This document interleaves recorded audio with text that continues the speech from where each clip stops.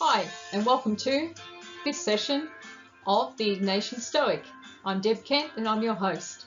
And today we're going to be looking at Ignatius's masterpiece, The Spiritual Exercises. William of St. Terry, biographer of St. Bernard of Clairvaux, believed that the exercise of memory, reason and will leads us to contemplate God. 400 years later, Ignatius of Loyola writes, "The spiritual exercises which relies on these attributes. The spiritual exercises is a manual for spiritual directors. It outlines an educative process that develops human faculties in the context of mutuality and relationship. Together, the exercitant, along with their companion director, are led on a journey of self-authenticity, finding out who they are in and through friendship with Jesus. The exercises are carefully structured. They're divided into 4 weeks and include guidelines for making an examination of conscience, various types and styles of prayers and meditations that we can use well after the retreat, including rules for discernment. And Ignatian describes them as every way of examining one's conscience, of meditating, contemplating, praying vocally and mentally, and other spiritual activities. The process is that of an examination of basic human nature and truths through a Christ-focused lens.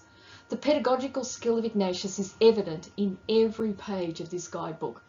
Those who enter the experience offered by the exercises engage in a process towards sanctification in their own life. They are in effect, that is the exercises, a guidebook towards Christian discipleship and discover one's charism by drawing the exercitant into the gospel stories of Jesus in an imaginative way. This text is the foundation of the Society of Jesus's education system, Ignatian pedagogy, and it forms the basis of formation for every one of their members of the Society of Jesus. It affects an individual's understanding of their identity, vocation and mission before God, and this understanding is animated by the Ignatian charism. They assist the seeker, the exercitant, to address the question of meaning of life, both practically and existentially. The exercises really began for Ignatius as like a journal. It was a tool for him so that he could record, reflect and understand his life experiences, his prayer experiences, the mystical illuminations that he received when he was meditating. He was a very methodical man. Ignatius found it valuable, this method, for his own formation, and to converted his inspiration into a sort of system that could be experienced by many others. He was, in fact, a teacher par excellence. From Ignatius's unique mystical encounters and prayer practices, he was able to construct a systematic and structured approach to prayer and reflection that led to real, authentic insights into one's own life and one's own experiences. He would invite others in turn, men and women, to find God in all things. That's what Ignatius discovered. He discovered that in all of his experiences, in all of his practices, in fact, he learnt to love his fate. And if we align him with some of those Stoic principles, Ignatius's finding God in all things was in fact the Stoic to love your fate. That in everything you will discover your authentic self through deep reflection, through engaging in it, through encountering it.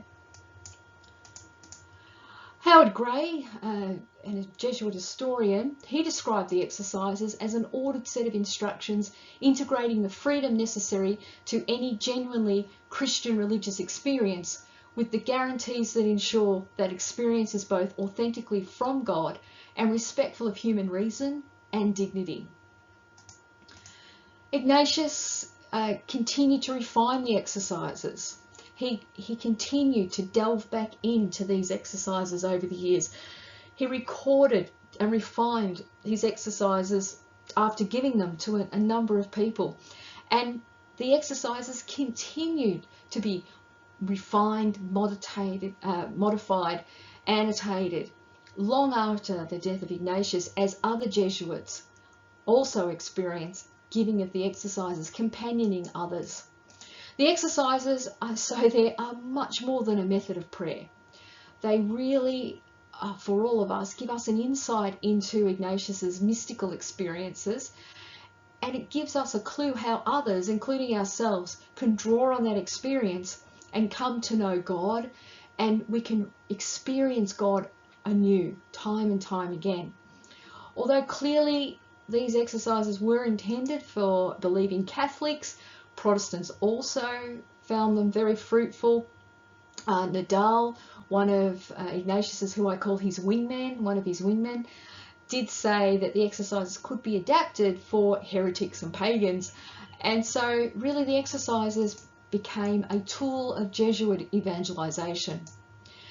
In the exercises, the humanity of Jesus is central, both his and universally relevant, because it focuses on Jesus's humanity, regardless of religious adherence, or if you have no religious belonging at all.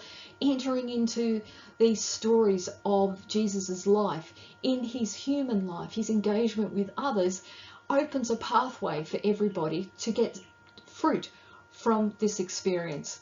The exercises lead the one making them to address the deepest questions of human existence, and they do that on a practical and existential level. That deep question that we all have: who am I? What's meaning to my life? Does life have meaning? What am I called to do? Where does meaning come from? What am I drawn to? What is my project for my life that I can find fulfillment in? The exercises helps the exercitant, the seeker, to explore these questions at a deep level. So the framework of the exercises, although it follows a linear progression, so identity, vocation, mission, name of grace, the retreat process leads the exercitant through stages of those traditional stages of purification, illumination, confirmation to union, by means of entering imaginatively into the gospel stories of Jesus of Nazareth. The exercises require the exercitant to separate themselves from all distractions during this process. It's usually done through a 30-day retreat at a designated retreat centre, but Ignatius, in his dealings with laity, discovered that lay people just can't take a month out of their lives. They just can't take a month off work.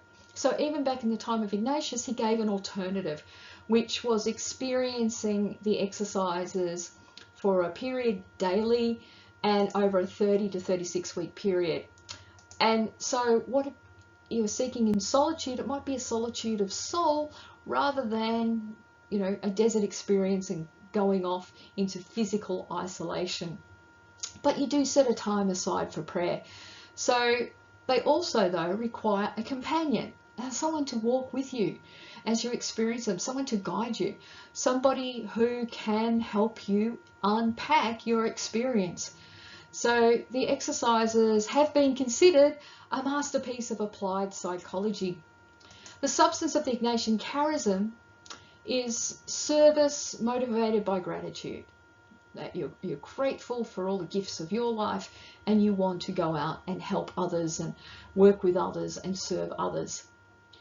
Gratitude is a fundamental disposition which governs everybody's activity in their life. As far as those drawn to the Ignatian charism, one who is drawn to that charism experiences a very deep gratitude for all those things in life. Again, that Amor Fati, accepting your fate, learning to love it, engaging in it, regardless of the experience, but drawing really the fruit and sustenance from it. Gratitude for who we are, for simply being alive, for participation in the community, in the kingdom of God, and for choosing to live the way Jesus did. And this is why it's important, the gospel stories are important to this way of proceeding. So the key to the exercises is Jesus. Jesus as one who comes to liberate. Jesus as a leader that leads people not into bondage, but into freedom. So the logical structure of the exercises, it really relies on three key meditations: the principle and foundation, the call of the king, and the contemplation to obtain love.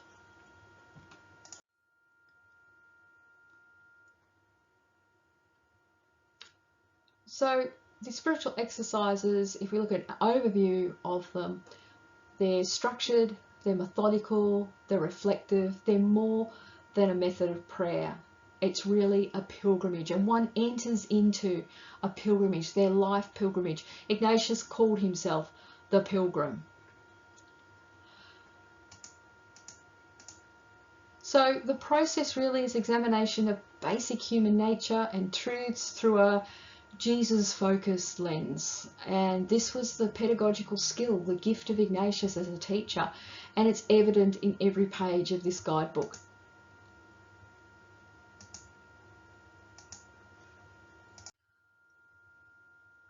Are the exercises original? Yes and no. Certainly in 1641, the Benedictine Constantino Cajetan, who was the Vatican librarian, he wrote that in large measure the exercises are a borrowed work, borrowed from the Venerable Garcia de Cisneros. And Jose Garcia de Castro of the Spanish University, Camillus University, he's done a lot of work on looking for the sources that influenced Ignatius in writing the exercises. So certainly there are a number of literary sources that Ignatius drew on. There are oral sources also that would have come from people that he listened and worked and talked with, conversations, homilies, etc. But overall, though, it was Ignatius who pulled all of these threads together and wove this tapestry that we know as the spiritual exercises. And in that way, it's the way they are presented, the way that they're woven together, the procedure of them that is unique to Ignatius. So just looking in detail at some of the sources that have been identified. If you see there on the slide there's the Flos Sanctorum, which we know that Ignatius had read. There was a book of saints in Spanish that he read, the Golden Legend, that he had read while he was convalescing from his war injury. And we know the preface of that made a deep impression on Ignatius. We know that from his autobiography. He's very impressed with the saints, their service of Christ, this sovereign king, and he saw the saints as knights, saints such as St. Dominic, St. Francis, St. Humphrey. And it is to this end that Ignatius really put his exercises together as sort of a soldier saint. That method, he was inspired by the saints and their sacrifice and their commitment. And that did have a lasting impact on him. Ignatius recommended readings for the retreatant in the last 3 weeks, and those texts of the Gospels. He was inspired by the Imitation of Christ that received special mention, the Life of Christ by Ludolf of Saxony, and the others there that I've listed on this slide here that you can see that there's some dominant themes that he drew from Thomas à Kempis, and I'll let you read those down there. Certainly apostolic service was important to Ignatius. Ludolf's readers were encouraged to contemplate the events of the Gospels. Ignatius encourages the exercitant to do the same. So we can see some of these inspirations in the text of the exercises.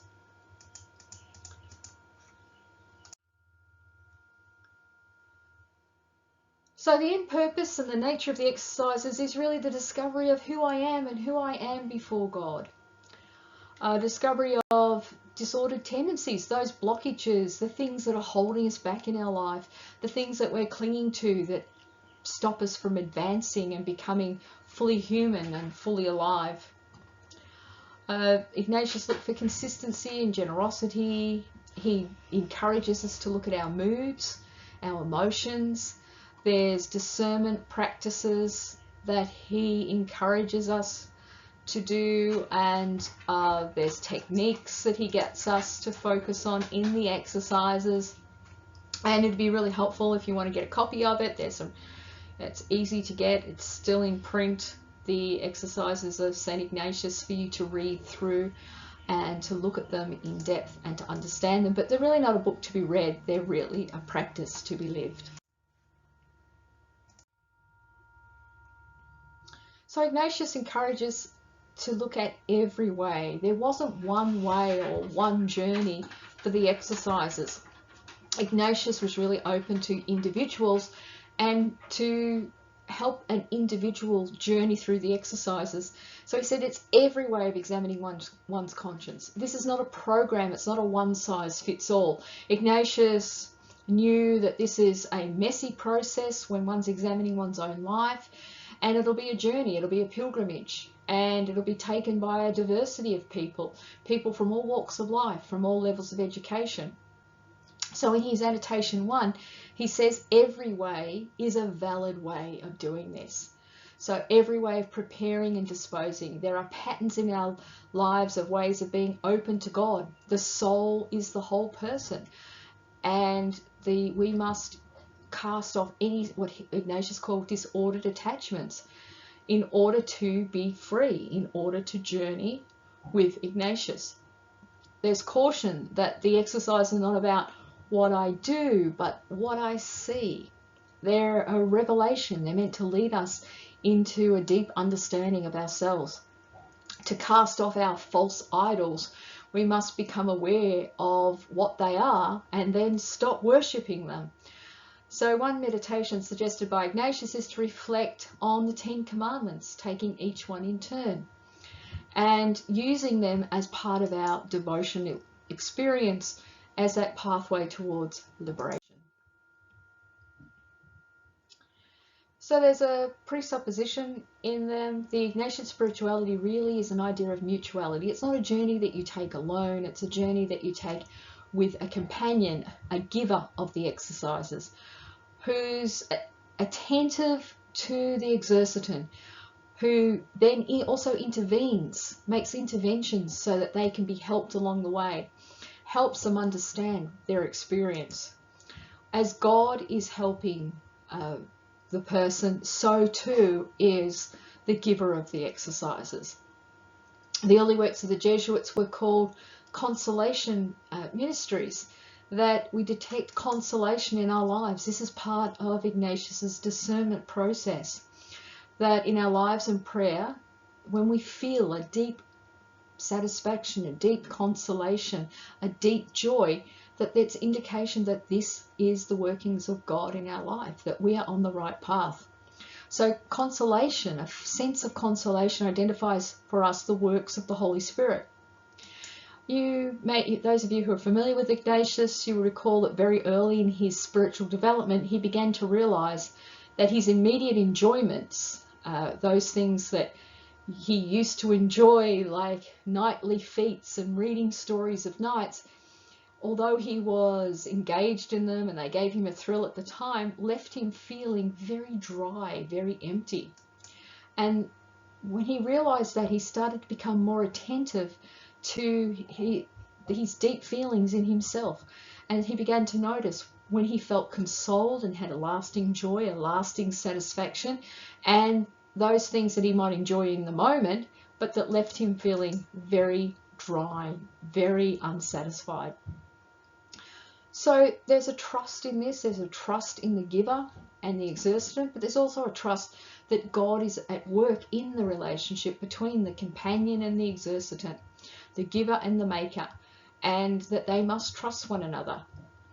There's no passivity in this relationship. Making the exercises is hard work. It's not an easy ride, it's difficult, it's a struggle, and the giver also struggles with the exercitant and also experiences a revelation for themselves, deep in themselves. A giver can accompany many exercitants and they will be shaped by that experience every time, because both of them must be willing to risk letting go of the familiar, letting go of the safe, and entering deep into the experience. So although the aim isn't to foster a personal friendship or relationship, the giver and the maker, because they're experiencing something together, an experience at a deep level together, change and transformation together, they do become dependent upon one another. But they need to realize that that dependence is really becoming dependent upon God. They can't then make idols of each other. They need to be aware that they're assisting each other to become fully dependent upon God. Finally, I just want to say a word or two about helpers.